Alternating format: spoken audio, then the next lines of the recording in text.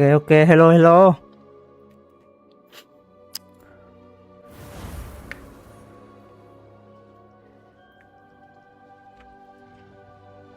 Chơi game gì mà dài. Vậy game này chắc phải chơi đến Tết mất. Chắc phải chơi đến Tết mới xong mất đâu ạ. Chơi tiếp không có Legacy rồi. Ô, lag cụ rồi.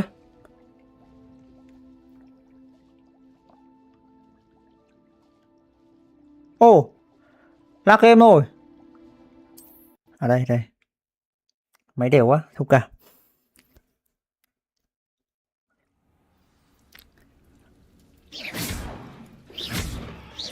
Đây, buổi trước vào phòng cần thiết decor đây.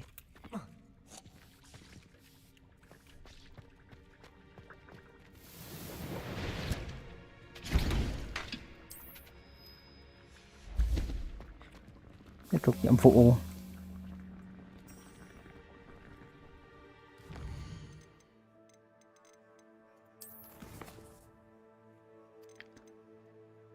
Bay thử này. Ô, có cái chổi bay này. Bay thử đi. Chắc may ho đấy.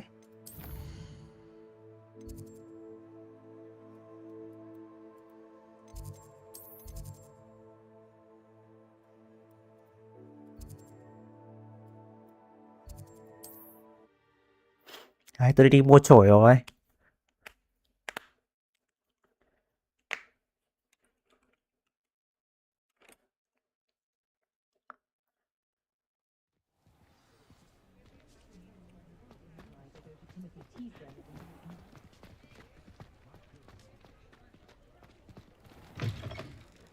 Ah, new face. Wonderful. Hello, Mr. Weeks, is it? Which? Albie Weeks at your service. Welcome to Spin Witches. Apologies if you came by before and weren't able to come in. Shop's been closed since trade routes were disrupted. Had to travel as far as London to meet with my supplier. And I've only just returned, thankfully with inventory. I presume you're in the market for a new broom? Got a few rare U-weavers available. Ember Dash, Silver Arrows. Wind Wisps too. No matter what broom you choose, you'll be pleased. They're all exceptional, both in quality and performance. Đường giao thương bị chặn, khiến ngài buộc phải đóng cửa. You said disrupted trade routes caused you to close Spin Witches? Terrible it's been. Trade routes reported as unusable. Evidently criminals are overtaking roads, threatening hamlets. I can fly safely almost anywhere, but you try flying with an inventory of brooms on your back. No easy feat. Right then, back to work. If a particular broom takes your fancy, just let me know. Ok, ngài có muốn chia sẻ gì về những cây chổi bay nữa không? Do you mind sharing more about your brooms? I've a passion for them. Every detail of every model. Take wind wisps, well known for their quality ash handles. U-weavers are rare because some fear flying them, likely to do with the U-wand's darker reputation. Then you have the Ember Dash, known for its handsome appearance. Working with brooms every day makes me practically giddy. It's one of many reasons I cherish running this shop.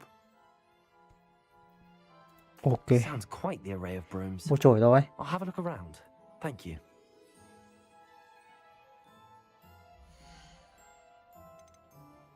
Đéo mẹ chổi đắt thế. Tia chớp hắc ám. That item is of the highest quality. Chắc mua hẳn chổi xịn luôn. Tôi phải đi bán đồ đã. Ôi giời ơi. Nice doing business with you.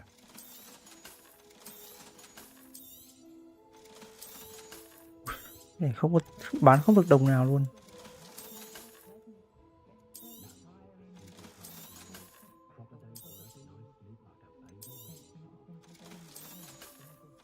Ui 200. Ngon, mua hẳn chổi xịn luôn. You'll be thrilled with that broom, I promise you. Bú.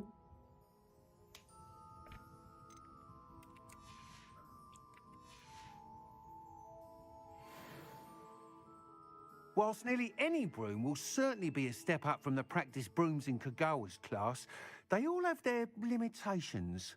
You seem to be a flyer who might be interested in, say, some enhancements. Go on. Ha! Knew I was right about you. I think you'll be quite happy with the performance of any broom at lower altitudes. But you may notice that speed consistency tends to falter đợi as tí. you rise. I believe I can remedy this issue. I have some ideas for enchantments, upgrades, if you will, that will improve the performance of any broom you fly. What I need is someone to conduct a broom flight and report back to me so I can perfect the upgrades. As it happens, another Hogwarts student, Imelda Reyes, is using abandoned broom courses for time trials. Clever girl. An ideal situation for collecting flight statistics. If you were to compete for the best time and succeed, then report back to me with how your broom behaved, I could complete work on my first upgrade. What say? Ok nhỉ.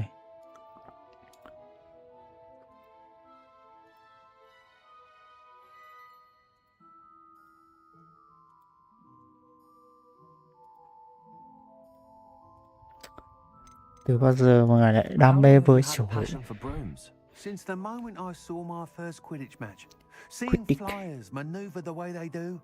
Oh, some people continue to have their doubts about me and my ideas. I hope that won't dissuade you from helping. Mình vẫn chưa được chơi thử cái Quidditch như nhỉ. Chắc cháu có hợp việc này không? Why do you need me to report to you on this broom flight? I did try to get Imelda to help, but she has some flying habits and quirks that made her difficult to collaborate with. I need a flyer with no bad habits and the knack for flying. Your classmate Everett said you're a natural on a broom. He's forever in here studying the newest models, almost as passionate about brooms as I am. If your rumoured talent for flying can help you beat Imelda's times, then having you assess the broom will be invaluable. Ngài từng học lớp của cô Kogawa. Sounds as if you took Kagawa's class. I did, but my focus on the technical elements of brooms rather than the art of flying drove her mad. She thinks it fitting I run Spintwitches now. I don't reckon either of us ever pictured me batting away bludgers for the Cannons or Puddlemere United. And I find a certain satisfaction in winning over the naysayers who think I'm maybe too young to run this shop. With your help, I can continue proving myself the most knowledgeable purveyor of wizarding sporting goods around. Ok đi thôi. That sounds Đáng để thử đấy. intriguing. I'll see what I can do. Thank you. It'll be worth your while. If I'm right, the new upgrade ought to enhance brooms in every regard. And I can give you a special price. The time trial should be a bit of fun too. Go to the Quidditch pitch and Imelda Reyes will sort you out. Once you've beaten Imelda's time, be sure to let me know.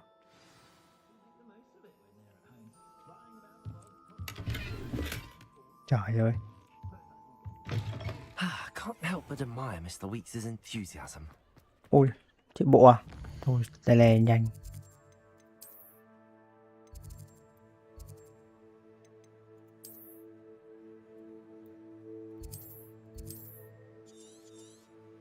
Ồ, tay lè ở đây à? Chỗ nào gần hơn không? Không, chỗ nào rồi?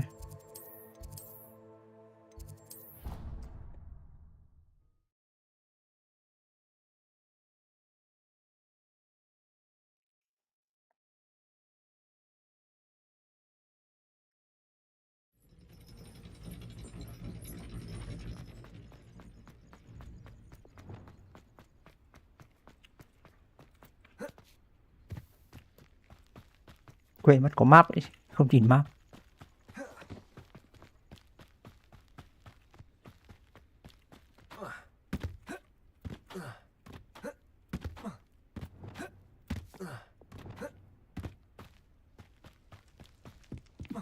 Ủa, sân to nhỉ. Quyết đi. Táp lấy mà. Để mấy con này mà. Đùa ta à?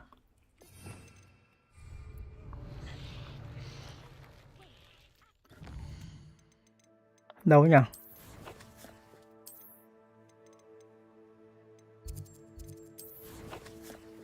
Kỹ năng.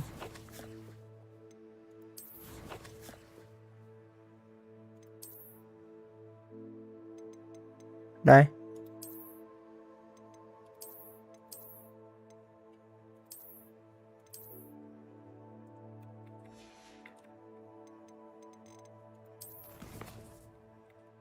Nhầm.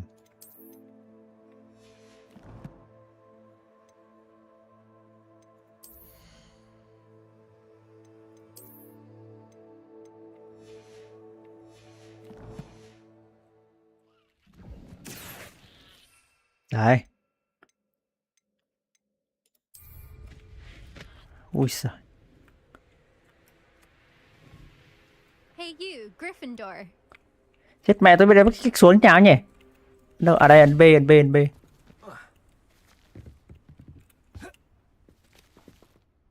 Imelda Reyes? Albie Weeks sent me. Did he now? Still tinkering with his broom upgrade, no doubt. I tried to help him once. He nitpicked my flying technique, and that was the end of that. The nerve. Why is he roping you into his broom testing silliness? You've barely started flying from what I know. Caught wind of you showing off in flying class with Clopton. I don't know Không what phải people vậy đâu. said, but I certainly wasn't showing off. Tell that to the rest of the school. But it doesn't matter. Everyone knows that class is only for beginners, troublemakers, and bumbling baboons. But for some reason, now people think you're competition. I can't be having that. Perhaps I am competition. You're not even Slytherin. Could be a useless squib for all I know. Enough of this. Only one way to find out who's the better flyer. I hold one of the fastest times on this course. Let's see if you can beat it. Slytherin versus Gryffindor. Ok, đua luôn. Actually, why not? I can beat your record. I'm so looking forward to seeing you lose.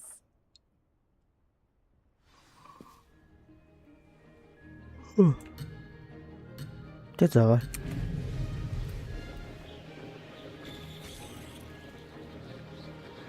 Success. Excellent. Ấy. Ấy. Cũng mẹ đâu rồi.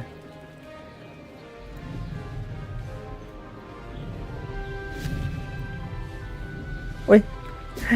Mấy ơ kìa, bỏ mẹ qua mấy vòng rồi. Phạt 3 giây rồi.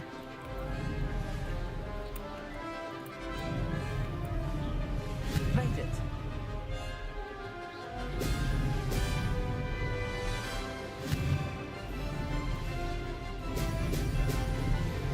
Ui giời. Ấy. Vẫn hốc được.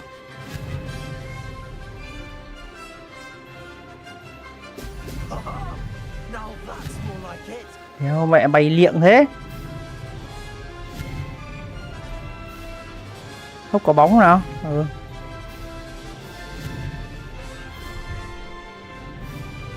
Ui liệng vãi.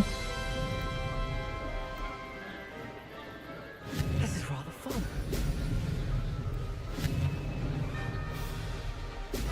Nhưng mày giật à? Chắc do mạng đấy. Không, chắc mạng đang có vấn đề đấy. Hôm trước tôi stream bận trụng lag thế mà. Lag thì F5 thử lại đi. Excellent.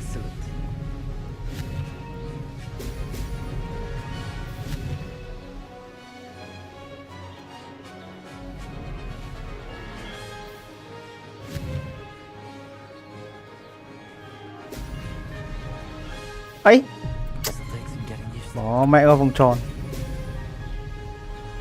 Success. Ấy, Brilliant. lỗi 2 vòng ạ.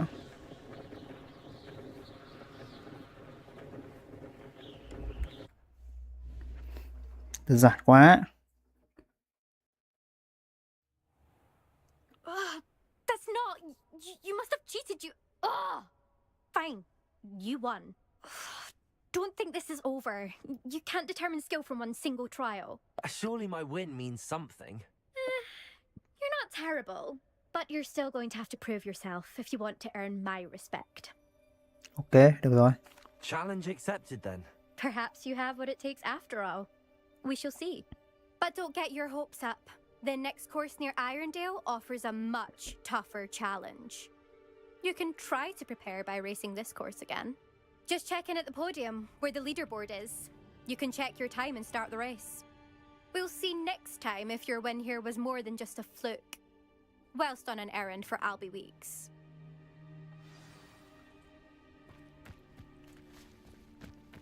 Lại trở lại chỗ ông kia. Giờ có chổi rồi, bay ngon không ấy. Nhầm.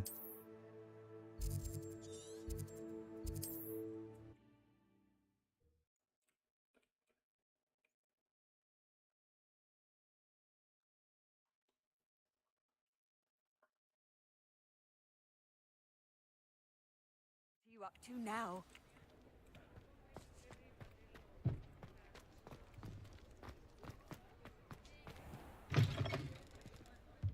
Oh, you're back.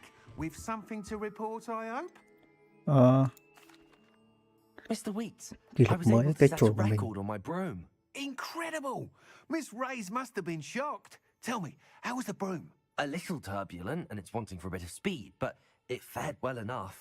I will say that it tended to drift a bit to the left on certain turns. Heard a slight swoosh when I dipped. Oh, thank you. That's precisely what I needed to know. Drifted, eh? I shall get to work immediately. Even the naysayers will be forced to admit that my work's had potential all along. Ai đã nghi Why ngờ would ngài? anyone doubt your ability to upgrade brooms? No, you'd be surprised. People get set in their ways, worry that fiddling with what's working fine will somehow ruin it. Those people don't appreciate the sense of freedom that comes with quality broom flight, nor do they appreciate all that's involved in the creative process. I have a friend in Rome runs a shop like mine, says it's worse there. Of course, they do nap in the afternoons from what I hear. And where would we be without enhancements? I mean, if Elliot Smethwick had let the naysayers get to him, we would never have had the cushioning charm. I don't listen to them. Ok, I'm tôi sẽ chờ excited thông to hear tin. more. I have a very good feeling about this upgrade. I guarantee you'll be pleased. Expect to hear from me soon. Hết chưa? How to address the issue of altitude as it relates to speed. Hết rồi đúng không? Đi làm chân chính luôn. Đây, phòng bản đồ.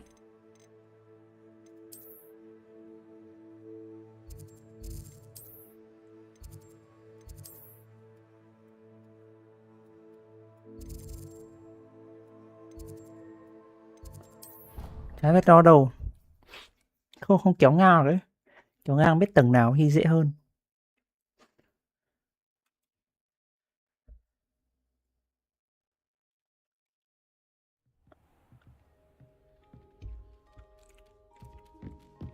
Ấy.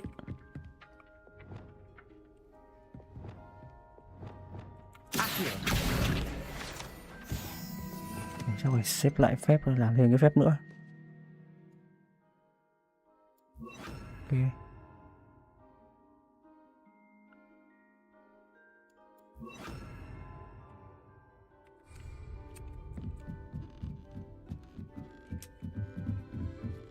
Ủa?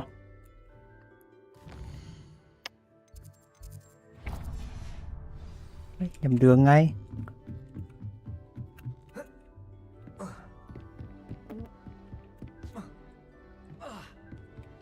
Ủa?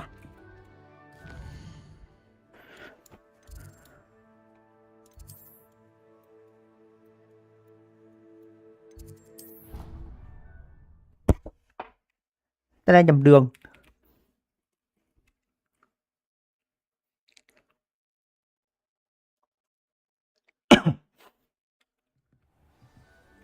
Đấy. Ủa? Vẫn đường này mà. Đủ má. Giờ tôi ngu rồi. Đi đây. Revelio.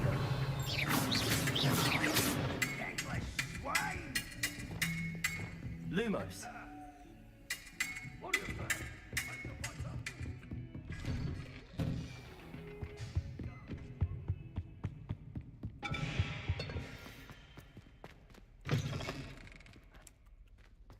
I was hoping to see you. You're back. Finally.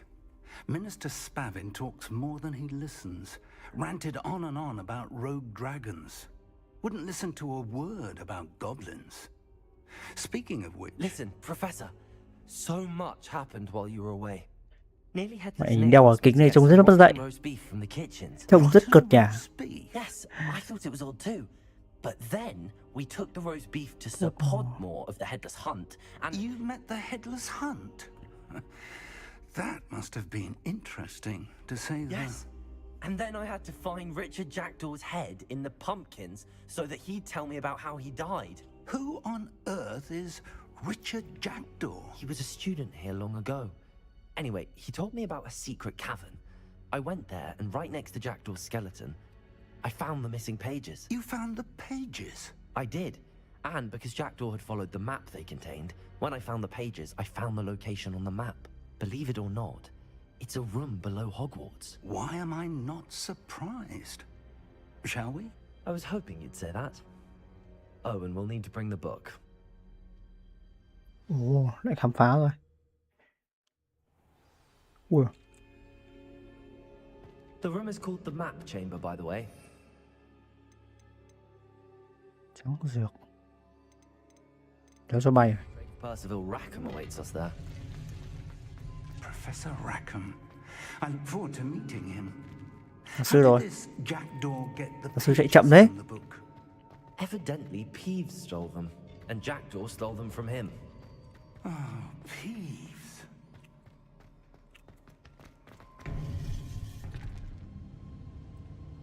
To think it was beneath us all this time.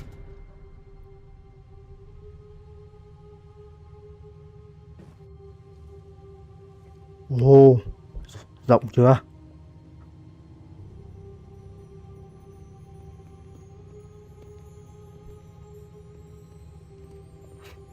Rộng này tí đã đánh boss rồi.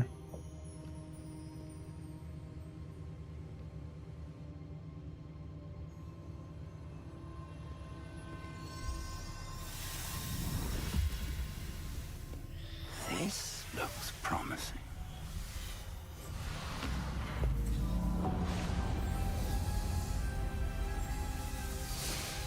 Hôm nay hơi lag đúng không? Hôm qua nó đang có vấn đề ấy.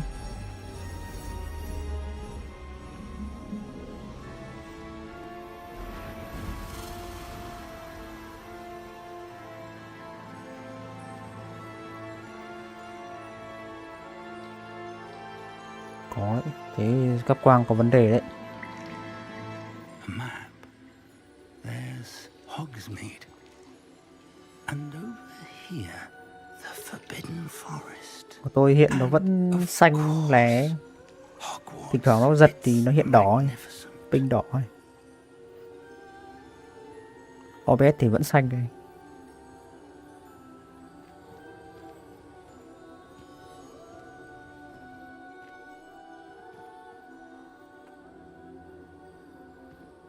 If only you were here to see this.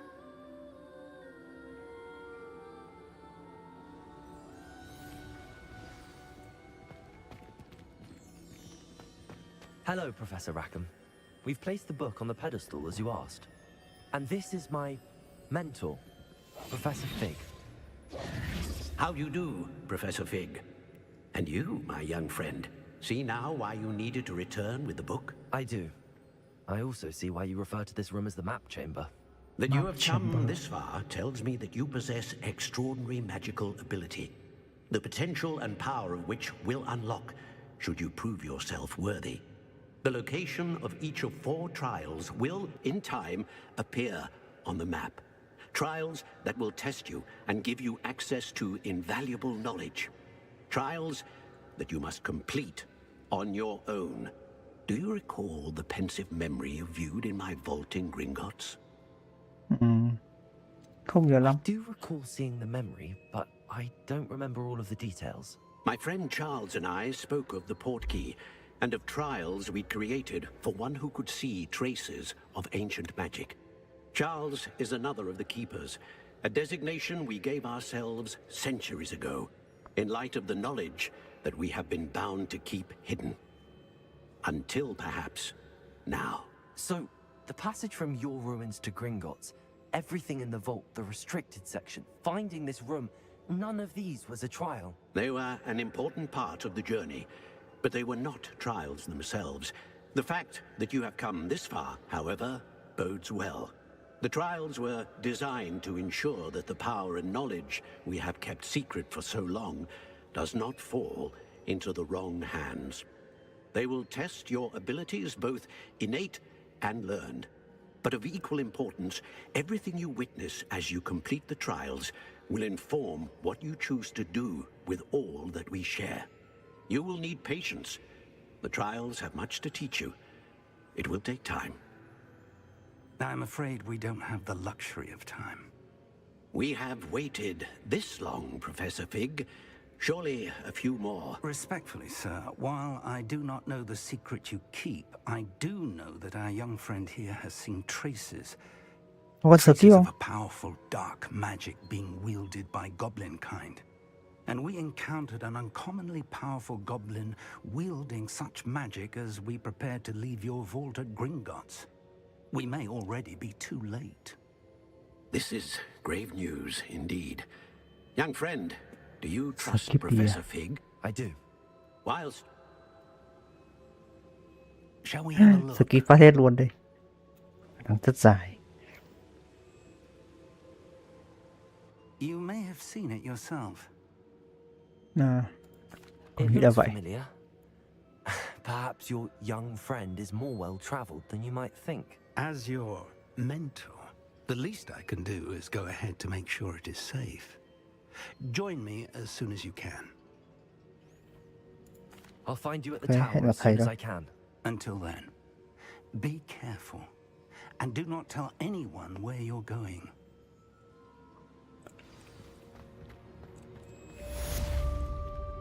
Đéo mẹ sao đơn giản vậy? Chả đánh boss cùng gì cả. Hết nhiệm vụ rồi. Giờ là nhiệm vụ ấy.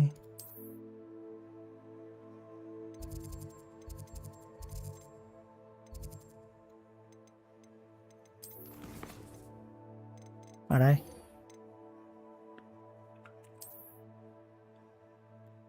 Ui giời. Các mẹ con này phải bay rồi.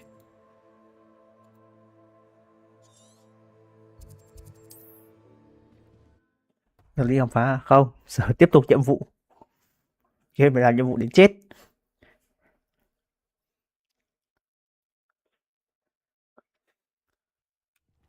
Khám phá biết đâu tôi lại ra được cái ấy của Merlin nhỉ. Xem nào. Bây giờ là một cái thử thách Merlin lại mở khóa ô đồ. À, thử thách Merlin. Hầm kho báu. Đấy, giờ tôi lấy chùy bay. À. Chưa đánh dấu à?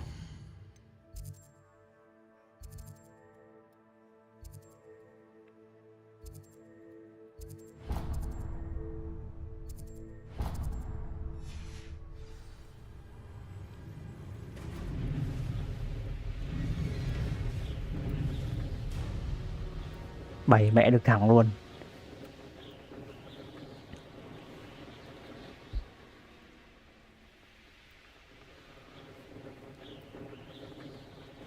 Ô. Bay trên.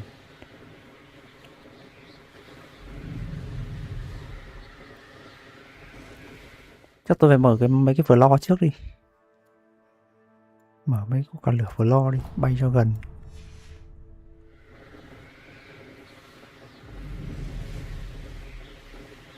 Nhiều quái chưa?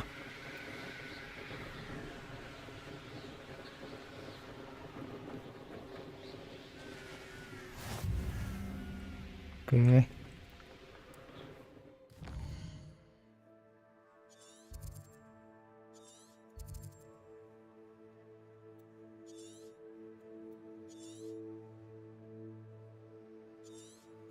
Làm luôn quả thử thách Merlin đi.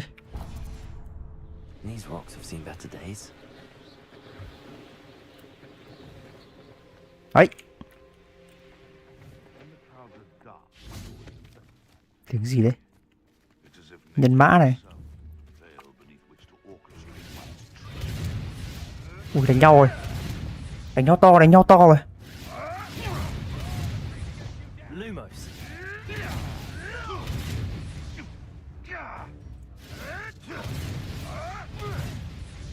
Thôi, không phải việc của mình đâu.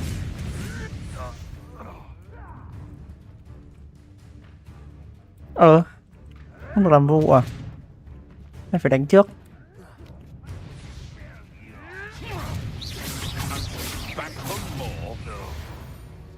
Biết chưa? I know what that means. Merlin trial.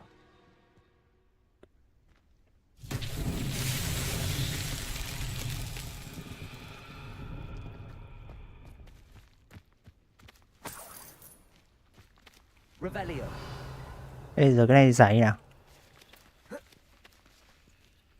Lumos. Reparo. Levioso.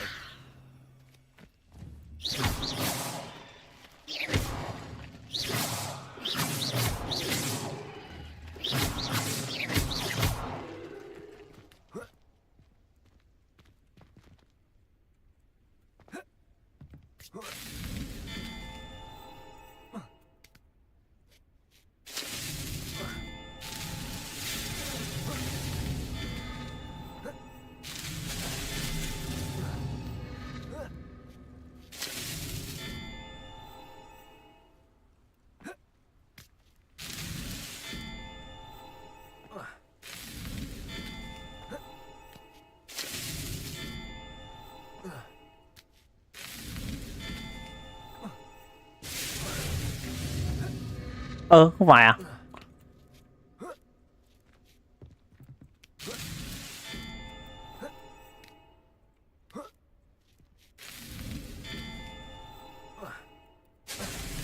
À, không nhảy xuống đất. Mẹ đâu.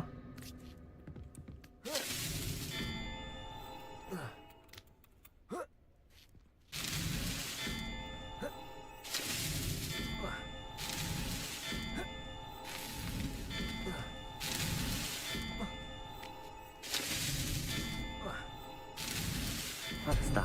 Ngon. Ngon luôn, ngon luôn.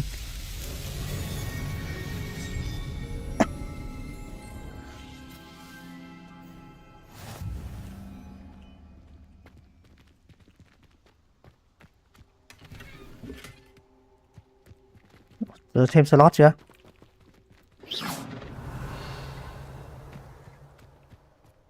Đéo biết, tôi cứ đi đã.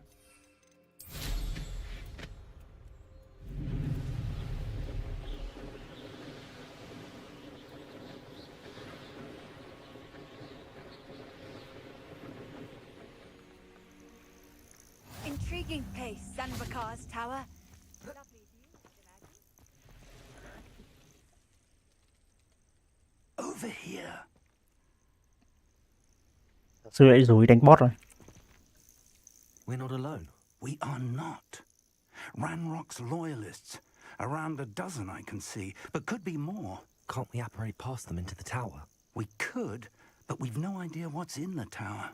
More importantly, however, I'd like to know why they're here. They've set up camp just ahead. I suggest we investigate a little before doing anything else. Let's go. Well, this isn't ideal. No, it isn't. This way. And I'd suggest we Ôi, use vừa the sập đúng không? disillusionment charm here. No sense in announcing our arrival. Hình như vừa sập à? Ôi, supply à? Ôi giời ơi.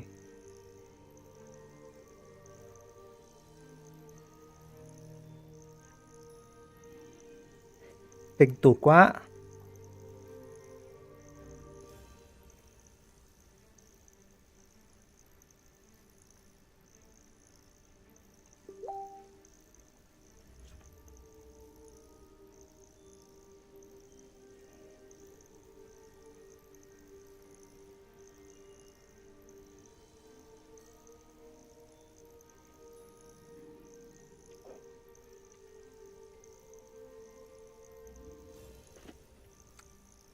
Này bạn lag lắm anh em ạ. Bạn lag lắm, khả năng tạm dừng đi để buổi sau live tiếp. Buổi sau live đi, mạng ổn định rồi ấy. Cái này không ổn. Thích hay mà, vừa sập mà.